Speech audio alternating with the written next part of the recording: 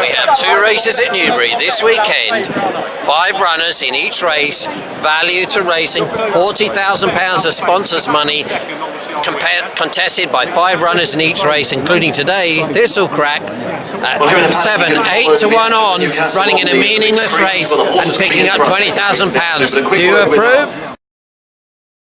But we sat in 3 years ago for our annual review, and I was bemoaning then, 3 years ago, what I perceived to be the increasing number of small field races. Yep. Well, my God, they seem like massive now compared to what I'm seeing daily. And people say to me, let me tell you, I get messages back saying, but why not? Why are you not offering a tip in this race? I said, what's the bloody point? There's 3 in it, there's 4 in it, there's 5 in it. The odds are shite.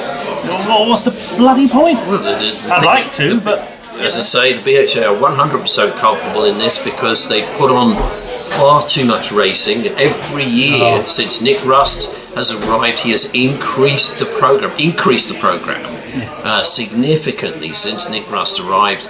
This is his platform. He is providing the racetracks exactly what he wants. And at the end of the day, if you put one of the problems of the BHA is the current management structure, the directors of the BHA, many of them are complete and utter novices. Steve Harmon was a novice when he was entertainer racing. He could only have been selected.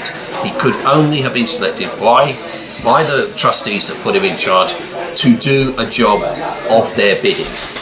Because if he was the best man for the job, would surely be somebody that was versed in the product. For Steve Harmon, he may be a commercial expert, but he was a thorough novice. Why was he put in place? And why, after so many failures at the British Horse Racing Authority, why was he then re-elected by those same trustees for a further 3 years? Why? Based on success? It's laughable. The BHA, the puppets at the BHA, have 2 strings. One is the racetracks pulling one string, and one is big betting pulling the other string. And each have their benefit from more and more racing in their own regard. It isn't. Neither of those 2 pedigrees are arguing for more racing because it makes the product look better.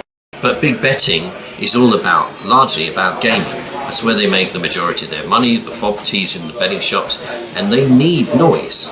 They need the background noise. They need the product, the British racing product, every 5 minutes, every 2 minutes if they possibly could, so they get somebody to walk in that betting shop, background noise going on, maybe a race, and they're going to sit on these fob tee machines or go online and maybe have a couple of spins of roulette while they're waiting for the next race, that kind of thing.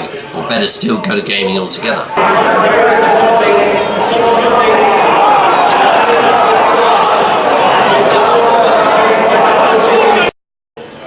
Get fixtures like the Derby back to Wednesday and spread.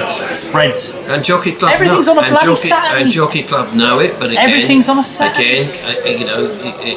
Alongside their base principles of putting on good festivals, at the end of the day, they are a commercial entity, and the Derby for them is best served on a Saturday because that's when more people will drink. That's when they will sell. That's when they will sell more corporate. That's when they will sell more corporate boxes, and they will do more, business with large companies. Whereas on a Wednesday, they're less likely to have that. It's not that they would get any less people through the gate, because in the past, people used to turn up to a Wednesday derby in just as voluminous numbers as what they do right now.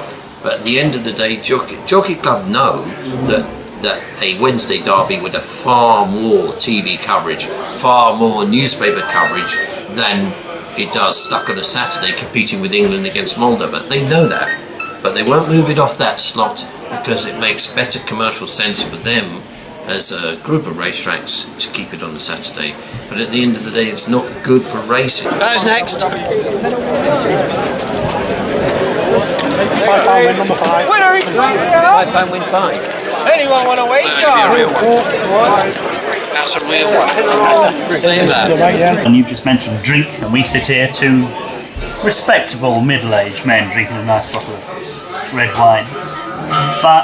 And I remember Richard Hughes writing about the fights he'd seen at racecourses. You've written about it, but you said that they basically, out there, they've basically become, it's a pub.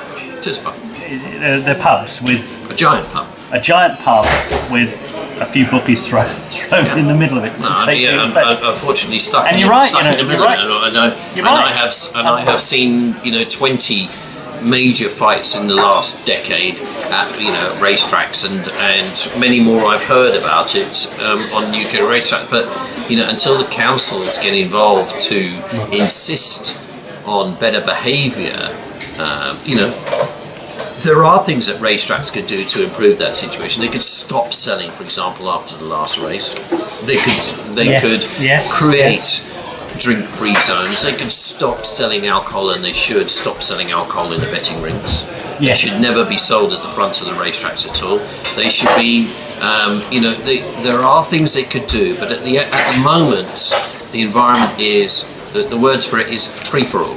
It's a free-for-all, fun fight, sell as much alcohol as possible, and right now we're in the winter, and in the winter the situation is so much better for in many regards for the traditional racing fan, because they don't have to compete with all these young lads running around drinking pints after pint after pint. For the traditional race fan, it is quite often a thoroughly unpleasant environment.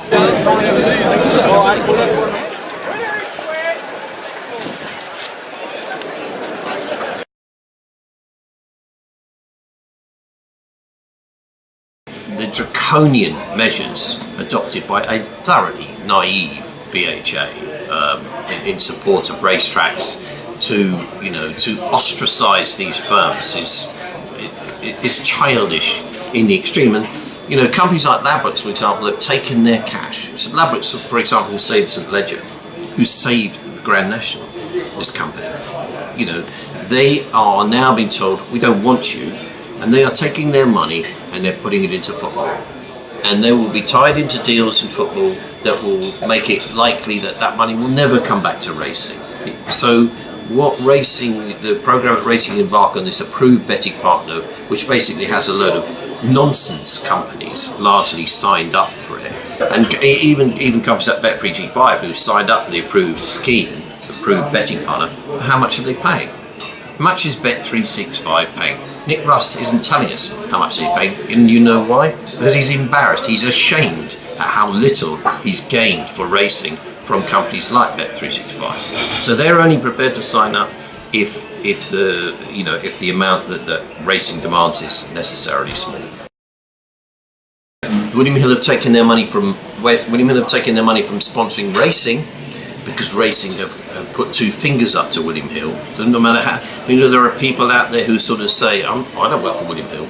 But the fact of the matter is that they do put an enormous amount of money in levy, picture rights and sponsorship into racing over many years, and now are being told by Nick Rust and Steve Harmon that we don't want you.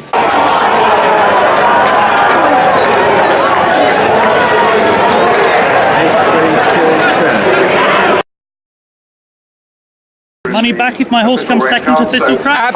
Absolutely, and any sorts of deals. Best odds guaranteed, enhanced best odds guaranteed, available overnight, last night, next night. Give me money back if my horse comes second to Thistle. Paddy Power kick cats up trees. They're cruel. Don't bet with Paddy Power, they're cruel.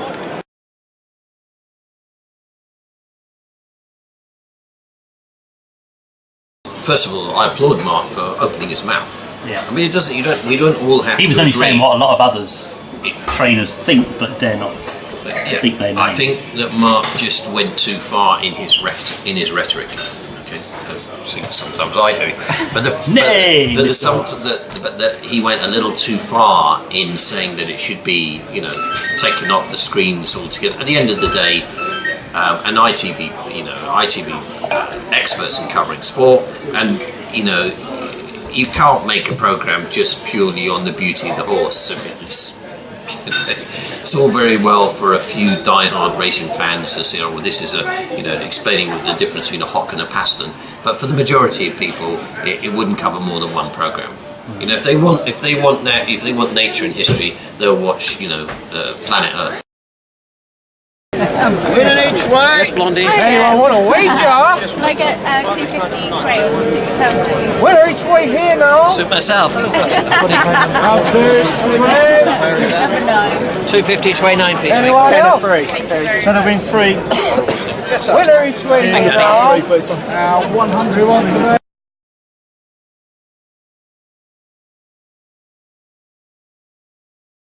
You can make a noise. Too many people go sheep. Right to the too many- BHA? yeah. What? To write to the BHA, write to the Racing Post, get on the forums, make a noise, get on Twitter, complain about what you're not happy about. Make a noise. Don't be sheep. Well, they like complain about. No, hang on. Punters will complain about being restricted or having their bets restricted. No, I'm we're talking about racing fans. changing. Yes. No, what Okay. we're talking here are racing fans, not punters. Okay. We're talking about fans of the sport. And the fans of the sport, instead of making, just saying, well, that's just the way it is, and there are reasons, and, this is why, there are no horses on the ground, and, instead of making excuses for racing, they should be demanding of racing that they do a better job in leading the sport.